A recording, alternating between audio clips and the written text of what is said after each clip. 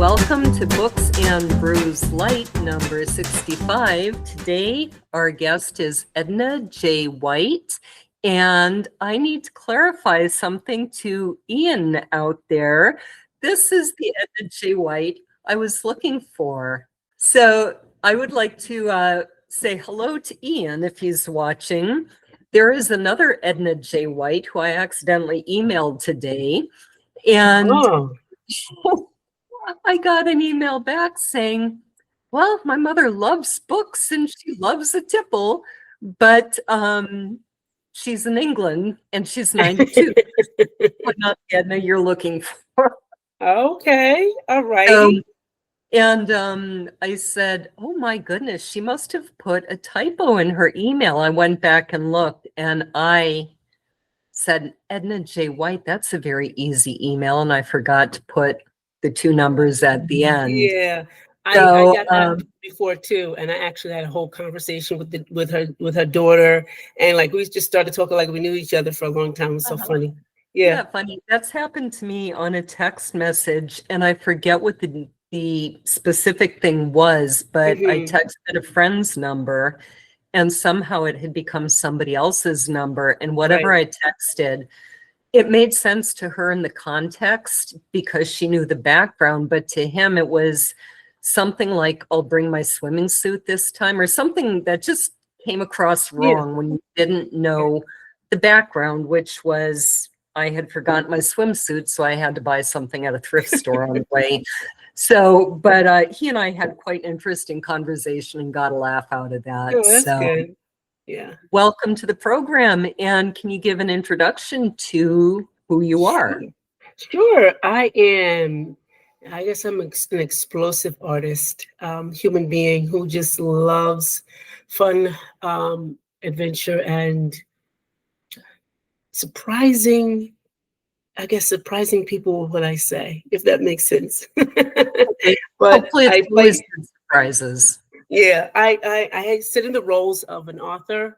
I am a mother of 3, proud grandmother of 5. Congratulations. And I am a media host, and I'm an author. Yeah, I just said that. I'm an author and also a life purpose coach. So all those things kind of come together. I do a host of other things, but they all seem to work well because of who I really am. Right. I have found in my experience, you are number 65 on Books and Brews Light. I think we're into the 80s for the regular Books and Brews. Yeah. I don't think I've met many authors who don't do about 10 or 15 different things.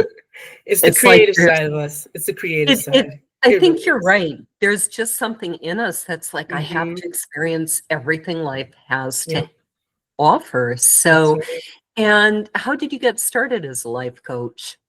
Oh, I was ordained an evangelist in 2003, and I usually had worked with children in that particular religion, and I started a group, and then I was certified as a counselor, and so I started the first group in that neck of the woods for those children who had experienced trauma.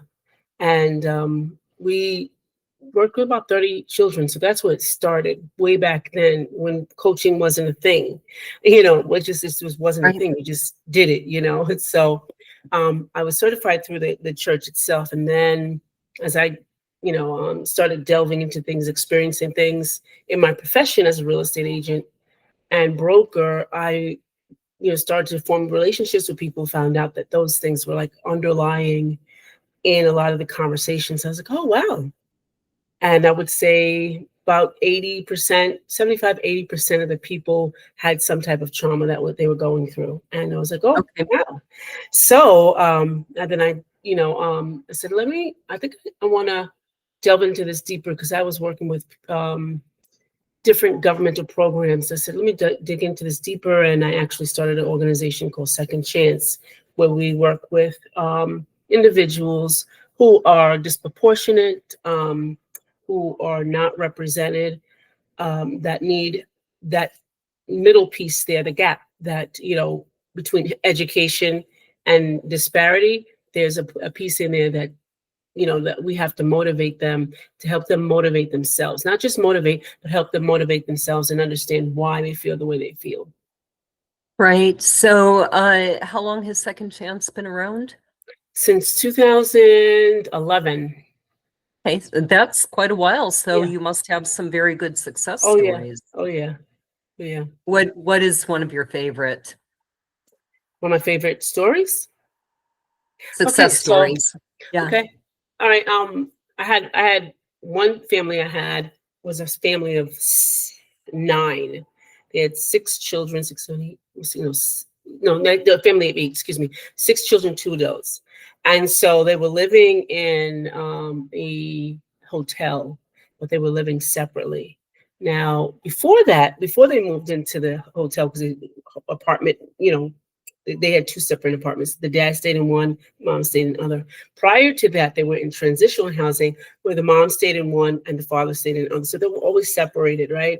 So finally, they contacted me because I was the kind of like the problem solver in this particular agency that I worked with out here on Long Island for the homeless, and I was the problem solver of the bigger families, not what they needed, to help them get over the hurdles of finding housing. Okay, so that was my job to help them find housing, but I knew that was kind of deeper than that. And Were they always split up because of the size of their family? yes, because Okay. most of the houses that they ever got were a certain, you know, Yes. um, permitted for a certain size. So here in Right. New York, everything's like if you got a 3-bedroom, only 5 people can live in there. So that they were always separated like that. So when he came into I used to go to another county and work with different individuals. So I met him, and he came in, and he just was slumped over. Nice looking guy, really nice looking. His wife was making great money. She was working for LIPA for over. It was our main lighting organization out here, and she was making great money, but they could not afford a place, which is really hard, right? So I was like, wow, this is that's not their problem with the money, So I'm trying to figure things out. And so we started talking, and he was a great looking guy. He wore like a head thing on his head, and he had earphones on. So I knew he wasn't coming there to listen to me. He's probably saying, oh, this lady's just going to be another one of those ladies or these people that, going to tell me this or that. I don't want to hear it. So he had his guard up. He was, already had his guard up. He walks in, and he slumped over, and he just sits down. He's like, yeah, they told me to come talk to you. I said, yeah, they did, huh? So, I was like, well, I introduced him myself. I shook his hand, and I said, we're not going to talk about housing today. He said, what do you mean? I said, we're not going to talk about that. We're going to talk about why you came to see me looking like that. So he looks at me. I says, I could have been, you don't know who he was walking into the room. I could have been someone that's going to give you a great job. Just because you're in that situation doesn't mean you have to address the situation. And so he looked at me, he sat up, and I says, what do you like to do? So we started talking about all the things he liked to do, And I said, okay, we're not going to talk about housing. We're going to do this. I want you to come back next week.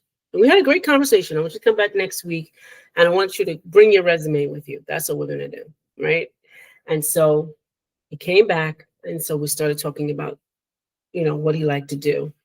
And then he says, yeah, but I know, they're not going to give me a chance. Okay. Oh, let me step back. So when he came back,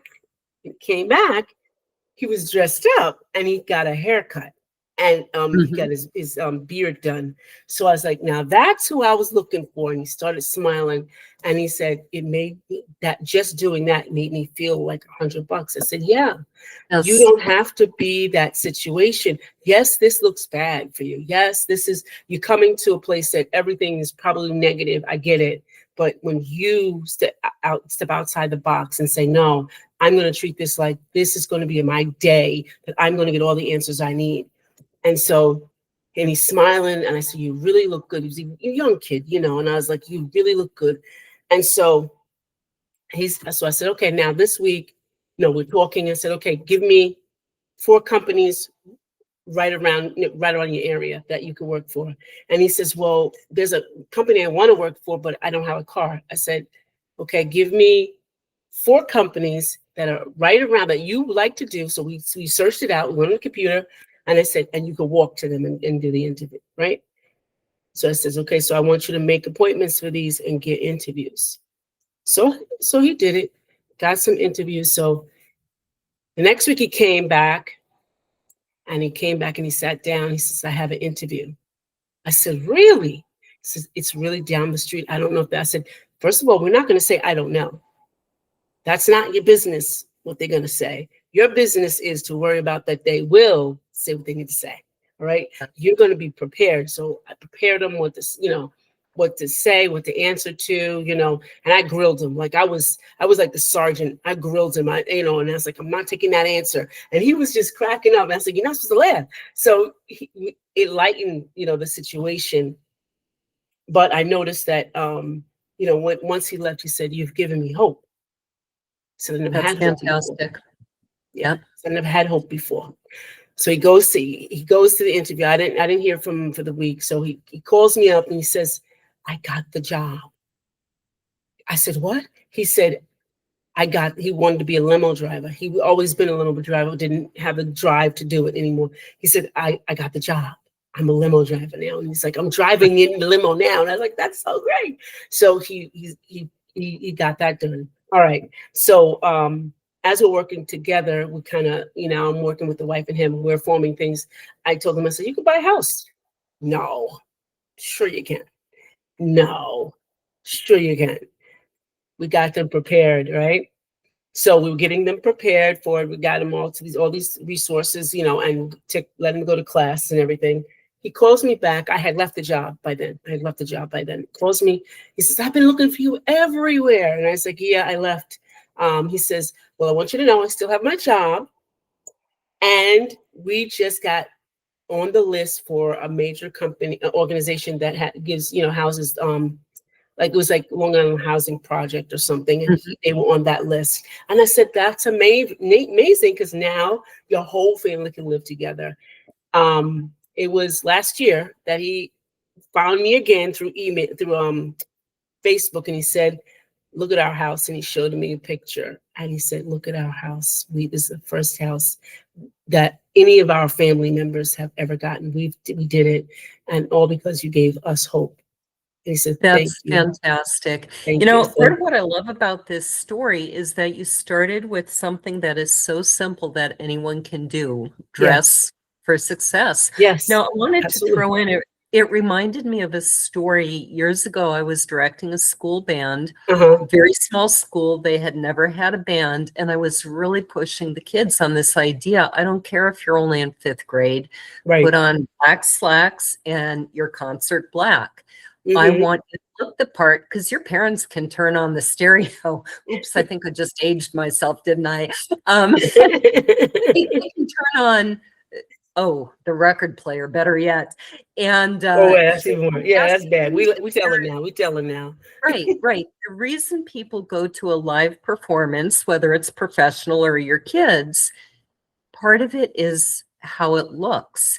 And so there was a girl, I don't know if she'd care if I said her name, so I won't, but she was a girl who didn't have a lot of confidence. There was a little bit of a difficult family situation. She was a little bit heavy, and she came down, all the girls were putting on their concert black upstairs in the schoolrooms, and she came down this big curving staircase, and all these younger kids below looked up.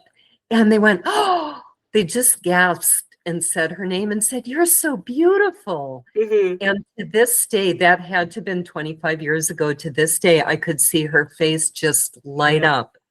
And the joy and the confidence it gave her because of how she was dressed. So, it's good advice, and it's something anyone can do. I mean, you can go to the thrift store and find some amazing things if you don't have a lot of money. And that's a good place. Well, thrifting is a thing now, so that's not even that's a thing now. It's like my grandson does that. That's a thing now. You find the best finds at thrift stores. So. I have way, way, way too many clothes. Half of that is my husband's fault because he likes to buy me clothes. But half of it is I went crazy in thrift stores during a certain bad point in my life. And it's like, you know what? I'm going to dress in a way I really like to dress Yes, instead of, exactly. Exactly. and what I love about it is I would go down the street and I could pick out, like, I know what store you shop at. I know what store you Hmm. shop at because they all have a certain similar quality. And I've just got all these fascinating, neat things that nobody else has because there's only Yeah, one of them left at the thrift absolutely. stores. So, yeah, tell me about your book, The You Project. So my new book, The You Project, it just came out in February. So February 10th to be exact. It's Yeah. about how to reset, refocus, and rise to the real you. It's basically my experience about everything that I've ever gone through, and I just took some small things out of Mhm. what what I went through and what I uncovered. So it's all about uncovering things, just a whole bunch of uncovering. And because we live in the roles that we play. That's why I always, I say, people ask me what I do, and I was like, well, I live an amazing life as a great human being, dynamic, extraordinary, because that's what we are. But we always explain, oh, we're a mother, we're this and that. No, those are roles that we are. Some of them are responsibilities, some of them will play, some of them that we're gifted with. But those are all roles. We don't really know who we are because we've been told. I think when we were old enough to probably walk, oh, you're gorgeous, oh, you're cute, oh, this is good, or you're not cute, or there's always somebody's impression on us about who we are. But I can remember when I was 5, I could say I could do and act anyway, be who I wanted to be. I had that energy about me that was like, I can climb a mountain and I'll be all right. You know, I used to climb in trees and jump down, no fear. No, no broken bones. No fear, no worry about if I fall the wrong way, you know, I would probably break something, but none of that. No None of fear. that. So I Well, remember that. And we don't it have that brings anymore me because we always got to calculate, right, calculate right. everything. I find the older I get, the more wary I get of some things. I've had to overcome that because we Hmm. have sheep, and I got trampled by one of the rams when I panicked him, Oh, and now I'm yeah, just a little more wary. yeah. I don't like that in myself. But as you were talking about how you were just kind of born with this fearlessness, it made me think of a question that I had written down, wasn't sure I was going to ask.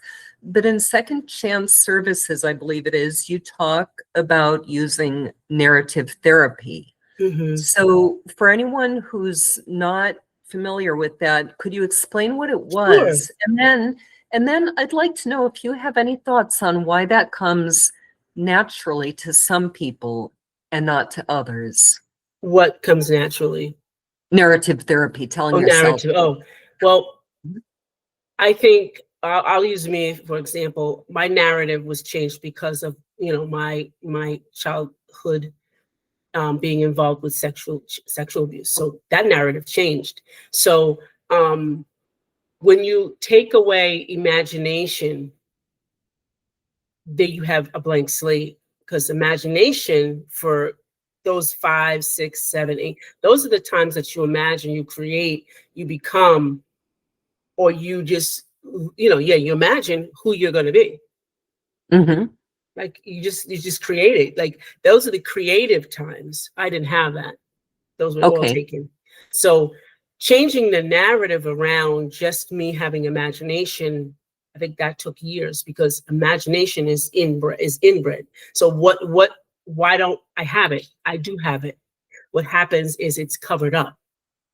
It's hidden for a long time. And because you don't know it or know what it is, you don't know it's sitting there. So you don't know to activate it. So narrative, you know, changing the narrative around that I am imagination. I do have my imagination. Imagination looks like this for me. As an adult, you just reparent yourself, and this is how I do it, is I think of myself, whenever something happened. Let's just say I will stay with imagination. I lost my imagination at 7. I remember not imagining anymore. Like I had no dreams. I just had no dreams. There was nothing. There was no creativity. I remember that. So, and I had that up until the age of 12, maybe 12. So changing the fact that I can be creative took me a long time because I never wanted to know what it was. I saw it in other people. I was like, I know I can do this. I know I can play a piano because I know the chords and I can do it myself, but why can't I play? Right? Why can't I? I know that I can draw because if I was writing at 5 and I was writing and my mother had books me writing, like how do you get these ideas? Then I know that I can draw because a pen to fingers is drawing. So I know I could do that. Why? What's going on with me? Why? What is that? Is it because you don't know what it is? You don't know what that narrative, you don't know what that is. So changing the narrative around that, you then have to go back and say, okay, picture myself at 5. Oh, okay, I can make it up because I probably don't remember what I look like at 5, but I can make it up. And envision yourself doing those things that you feel you can do. You feel it. I mean, I feel I can play. I know the chords. I can tell you that I can hear the chords. I'm so good at music. My son says, you do not sing the same song twice. I hear you humming, and every day it's a different song. Every time you hum, and you can hum 50 times a day, it's a different song, because that's how much I love music. It's inside of me. So you have to wake those things up inside of you. And I don't know I'm doing it. It just comes out. And I can tell you, it took me till I was 42 or 43. My first book came out. That's how long it took. I had written them 10 years prior. Was afraid to put them out. What changed that fear? And I think you cover some of this in your books. Yes. What changed for me with that is that I had to start to trust myself. I didn't trust myself at all. And I had to learn to trust myself, and my kids could tell you I had stickies everywhere. I had stickies on the refrigerator, I had stickies on the cabinets, in the bathrooms, on my closet door, to change the narrative. I can do this. I am beautiful. I was never told I was beautiful. I am beautiful. All these narratives that we did not hear that make you grow. So I was creating water. I was putting water on that seed to let it grow, to cultivate and to help it to spring up, that creativity, that imagination. I helped spring it up. Other ways that I tried to bring it forward is just try something you've never done before. So one year I said, okay, I'm going to go out there and I'm going to do 2 things that I've never done before, that I had some interest in, want to try it out. So one, I paid for riding lessons, horse riding lessons. Second one, I paid for canoe lessons. So I got on the horse. I love riding the horse, love learning. But what I didn't know is he had to clean them. I didn't like that part. I didn't like that part. And I was like, I love you, horsey, but I do not like this part. And I said, it's great. It's okay. It's nice. It's nice. But that wasn't, it was fun, but it didn't give me joy. I liked it, but it didn't give me joy. Then I tried the canoeing, and I went to canoe, and I was like, oh, I love this. I love the solitude. I love the closeness to the water. I can, and I love keeping my body fit, I'm not over dramatic, but I love just doing some exercise. This is it. Love canoeing. I've been doing that for years. So I started to open up the vein of your creativity, and where it sits in your body. So after that, I was writing like crazy after that. And I said, okay, this has to go somewhere else. So now I'm drawing art. I'm into art, watercolors, oils, and I'm using parts of my body to make the other pictures. So I think I just did something that was exhibited, still in an exhibit now till March 14th, is I use my hands as part of the art. And And in what way do you use your hands as part of the art? So I paint them. I paint them completely with different Oh, colors, and I just okay. use it to whatever comes to creatively to my mind. I use my fingers. You know, I could use it Mhm. to go this way. I could use just the print, whatever. I just use it the way that I see it. You know, how Okay. the piece comes together. So I may use my elbow to kind of create something.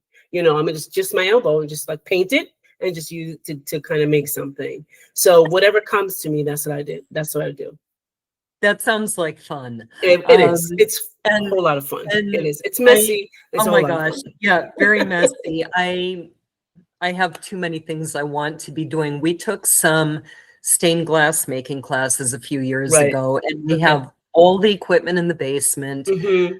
Not time to use it. I've got my candle making stuff sitting over there. I made like 3 and need to get back to it. Yeah. So, and this entire farm, this is all brand new as of the last 4 years. I never did anything like this. So, Mm-hmm.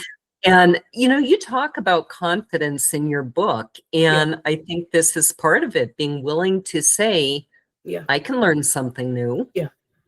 when Yeah. it's And time to. yeah, absolutely. And I think doing is more confidence building than it is, because you have to believe in yourself. So that's what really is the confidence building. It's not confidence as an emotion in your body. It's believing in yourself. Self-confidence is the confidence builder, you know, that I can do this, I can do that, I can, you know, and once you do that, you strengthen confidence so much that, you know, you may not know everything, but there's no way that somebody's going to back you down from what you know, and you can Right. say, hey, I know that part. Like I used to sit and let people just like, you never watched a rerun and you know what's going to happen. You don't even watch it, right?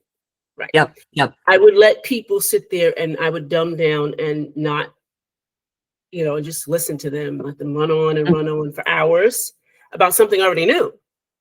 But now Uh-huh. I stop them And and I say, no, I know, I understand that part. And is there something you could add to that that maybe could help me? But I okay. understand that part. You know, I don't And understand the logistics, this, and this, and this. I understand that, right. you And know, why and would you sit and listen if you already knew? right. And that was my self-worth. Allow Okay. it was down. It was like, hey, I let them think that they're bigger than me, and they're not. We're all at the same level, right? But our only thing that's not at the same level is our confidence is not the same level. That's the only thing. Well, Our self-worth is I'm not the same level. I'm going to have to disagree with you just a little bit. My Sure. husband comes down from work. We start having dinner, and he starts Yes. talking about quantum computing. Okay. Like, Yeah. No, I know. I get it. I didn't get that either. I didn't get that either. But I'm telling you, I'll take a little piece at a time, like eat the elephant a little right. piece at a time, and you'll start getting it. I got that. You know, I have a Yep. friend that talks quantum all the time. And I'm like, wait a minute, I got that piece. Say that Isn't other that part. cool? Say Right, that other right. part again. And So, that builds your confidence when you ask questions. And yeah. you know, I don't understand that. I stop people too. When they Mhm. talk over my head, I was like, I have to stop you. I just Yep, gotta stop you yep. because I don't understand. And I don't want you to Well, sit here and say it and I don't understand. right. That's And I important too. try and do that. I keep telling myself, take advantage and learn. Right. And Yeah. so sometimes it's just so far above, like, how do I even ask a question? But Yeah. it Yeah. is Yeah. interesting. And Yeah. I think one thing, from something like that, instead of going, oh my gosh, he's so far above me, it's more like, wow, Right. somebody who understands quantum thinks I'm intelligent and interesting. Right, because he's And saying it to you. And the mhm, most important thing is to, you know, hey, babe, or, you know, if it's a friend, hey, I don't understand that. I really don't. But could you like break it down so that I know, and, you know, break it small pieces now. Don't give me a whole bunch because I might choke. right, So, you know, I break it down that right. way. And it actually helps you and it helps them. Okay, now I know Mhm, what to bring to the table, how to bring it. You know, because if I right. sat there all the time and just listened and I'd had no idea what they were saying, they would keep doing it. And we kind of Yes. make people wrong about the way they deal with us because we let them. Mhm. You know, Right, sometimes you right. and instead of just saying, hey, I don't, babe, I don't understand that. You got to give it to me in small chunks. Right. I want to learn. I really want to learn, but you got to break it down for me, babe. Yeah. And they were, Well, oh, okay. I thought you you know, knew. I thought you the knew. joke around here is now that we live on a farm, and it is a joke because it's not entirely true, but he comes down, he's like, I did this, I did that, I Yeah. brought in $1 trillion deal. I'm doing this amazing new thing that I'm like, I shoveled the rabbit poop today. I saved the rabbits today out of their own poop. Can you believe that? You get Well, that's exciting to and you. well, I'm not going to say it's exciting. Yeah, I yeah. was kind of laughing though when you were talking about having to shovel the horse poop because we joke that's my life, and in truth, it really Yeah, isn't. no, I didn't like it. I didn't like it. You know what? It doesn't bother me. It really Yeah, doesn't bother me at yeah, all. yeah, But the truth is, we actually have had a farmhand for about 1.5 years now. So I'm not doing, some days I do. yeah. But, the truth of the matter is, I'm preparing interviews, I'm working on my own That's great. writing, I'm meeting people. So that's Mhm. why it is a joke mostly. But anyway, let's get back to your book, The You Project. Is Cool. it like your fourth, fifth, sixth book? This is my 32nd. Mm. Yeah, Are they all on Amazon? I did not see 32 absolutely. They're books. on Okay, I didn't Amazon, scroll far enough. Instagram Spark, InstaSpark. And you can get them at, the libraries actually too. The libraries, some of the libraries, just got to ask for it, and because it's in, the registry, but you can Okay, get them anywhere. Hmm. fantastic. Do you have Yeah, a reading ready?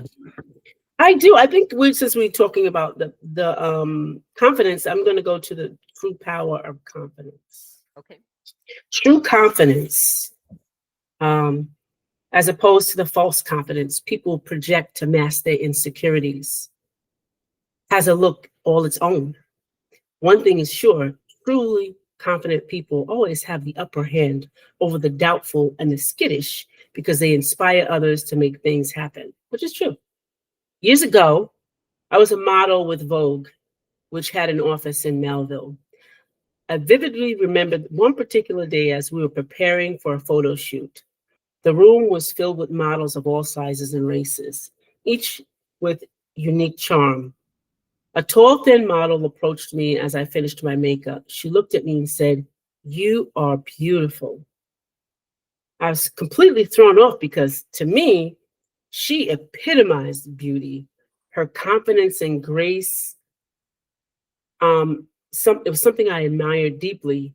Coming from a background where I rarely, if ever, heard affirmations of beauty from my family, I had internalized the lack of self-belief. At that moment, I realized I needed to recognize and embrace my beauty and worth. It was a pivotal point in my journey toward true confidence. Yeah. Understanding and Okay, sorry. accepting that I was beautiful and valuable had to come from within. It was a lesson in self-love and genuine confidence that has to stay within me ever since. Whether you think you can or you can't, you think you can't, you're right. Henry Ford. Henry Ford. I Yep. was about to say Lincoln. I don't know if you said something similar, Yep. but how did you get the confidence? It sounds like as a child you didn't have a lot of confidence, yet you had the confidence to try modeling. Because I always wanted to model. I've always wanted to model. And I don't know how I did that. I'm very adventurous, so I will try something and see if it works.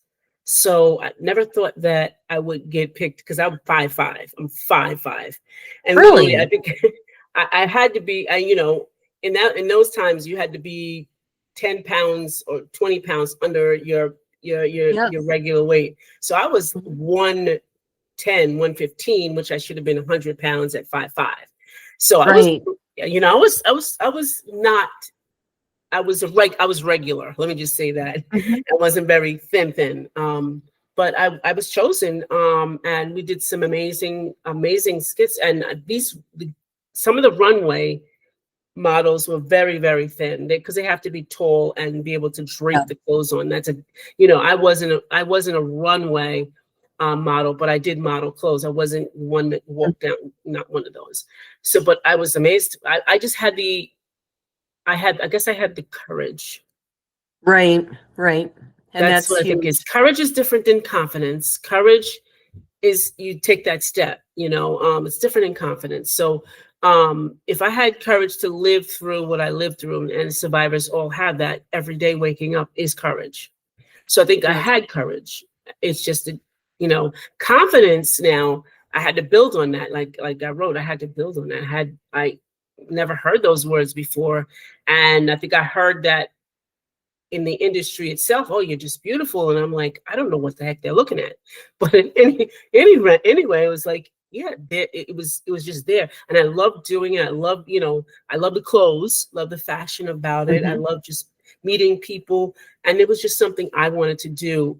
I guess it was on my young people's bucket list.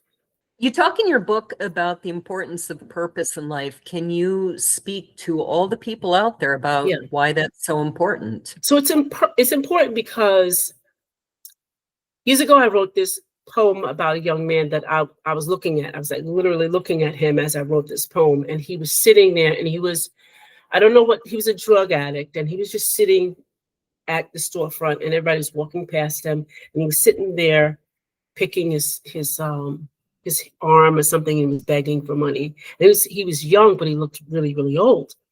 And so I was sitting there, I was just sitting in the car and I wrote this poem. And I heard somebody walk past him and say, "You're a lost soul." And when I heard that, I was like, he doesn't know his purpose in life. And this was, I want to say, this young man he actually died. He became my son's friend. I didn't even know. He was my Mhm. son's friend, and my son didn't speak to me about it. But then I kind of got to know his family, everything like that. But I wrote this poem because of him. I'm sitting and I didn't even know him at the time, and I didn't know it. But he did go back in rehab and got himself together, and he slipped up one time and he died from it. However, Awful. yeah, it was awful, and I still have that. I share that poem a lot of places, and you reminded me to do it some more. So I heard the person say he was lost soul. So a lost soul is not knowing which way to go in life, what you want to do. Now, if you have the courage to get up in the morning, you have the courage to find out what I want to do, because we have every day to just step out and do something different. Just to figure it out. It's a blessing just to figure it out. You understand? Like every day, it's like, oh, I like that. I didn't do it before, but I like that. Okay, and Yeah. and just trying it, anything, just moving forward, kind of gets that engine started. But to Yep. have purpose in life is the question that your mom asked you. What do you want to be when you grow up? I knew what I wanted to be. Right. And from the time I was very young, I wanted to write books. I wanted to play music. I also wanted to be a dolphin trainer. Two of those three things have happened. You probably are. Um, You just don't. You're thinking it in a different way. I wanted to be right. a fire person. I wanted to be a fireman. Oh, wow. And Okay. guess what I do now? I put out fires with people in coaching. So I just look In at a it a very different different way. way. Right. Well, I did go swimming with the dolphins twice, so See, close, see, so close. you did it. Um, but I was born with a sense of purpose. I always say Absolutely. I was born with Yeah. midlife crisis. Yeah. How do you help someone? And I realized I was probably in my 20s, 30s before I realized, well, maybe younger than that, most people are not. They don't know what they want to Yeah. do. There's How do only you help them? and that's a lot of people, they recite this verse that many are chosen, many are Mhm. called, and few are chosen. That's what Right. that means, is that you come in the world with a purpose. Some don't. Some have to be given direction by those who have purpose. Hmm. I mean, we give it to people all the time. We're just a match under their feet. Oh, I could do this. So when people who don't have purpose, and let me just say this, it changes over time. I wanted to be a fireman at 9. That wasn't happening. Okay, it didn't happen yet. I just made light of it and said, oh yeah. But it changes over time. Mhm. A crisis may change. Like just like you change a job, that Yes. may change. That may change. Your assignment might be different now that you have more knowledge. It might be different. And Yep. although we try to hold on to all the other things that we did in life, right now is what matters. So purpose could change. And I think a lot of people who are in that they don't know their purpose is because they were out of line in the first place. Yeah. I've really seen that in my own life. I Yeah. would love to get back to playing music, but Yeah. it used to be I couldn't go a week and a half. I would like Yeah. literally almost get the jitters if I was not able Yes. to make music, to feel the Yes. vibrations. Yes. And now we're dealing with a different part of life. Yeah. Toilet paper disappeared off the shelves, and we said next time it's going to be food. We're Right. going to do something about it. And Right. this is my purpose now. My husband, sometimes he gets frustrated. His purpose is to keep earning the money that's keeping us Yeah, going. absolutely. Yeah, yeah, And, yeah, this is my purpose now. yeah, And maybe one day it will be music again. yeah, People ask me, do you want to teach lessons? I loved it. I loved every single yeah. minute, except that one kid for 5 minutes. I didn't love Yeah, that. yeah. Um, I kicked him out. But it changes though. It changes. It's the Exactly. same energy. It just changes direction. That's all it Right. is. And That's all it is. that's where we need to be now. Hmm. So tell, as we wrap up, just a little bit about the general overview of your other 31 books. Sure. Oh, wow. That's it. Well, the first one was called Stuff, which is the things that no one told us about life after becoming an adult, after childhood sexual abuse. That's what Okay. stuff is. All the stuff that we don't know, I felt, and I talk about that. And that was the beginning of all the others. So all of them really come from journeys that I've been on. Um, one is about actually a wandering Jew as a plant, and it's called Oh, Room the to Grow. plant. Yeah, Okay. plant called one is a Okay. wandering Jew. And my friend Right. and I had just exited we were two different churches, and we just exited and was on this journey to find out who we were. And um we actually was upstate, and there was a plant that was there. I think it was at a storefront or something. And so she was like, oh, I'm going to take a piece of it and grow it. I was like, I think we should ask. And so the guy, we didn't know the guy was standing outside. He said, oh, you could take a piece. He was the owner. I was like, so we took a piece of Uh-huh. it, and we separately took it home, and we grew it. And mine went crazy. Her went crazy. And she said to me one day, and we were watching it grow and everything. She said to me one day, I was at her house. She says, I think I have to take this plant out of here because it needs room to grow.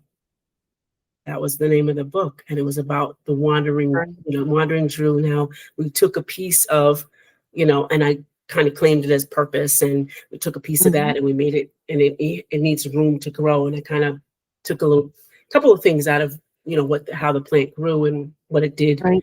along the way. Mhm. So I turned it into practical, Right. practical ideas. So I think all your books are sort of self-help, Yes, self-help, inspirational, improvement, like that. self-development. Yeah. Hmm. Great. Where can people find you online?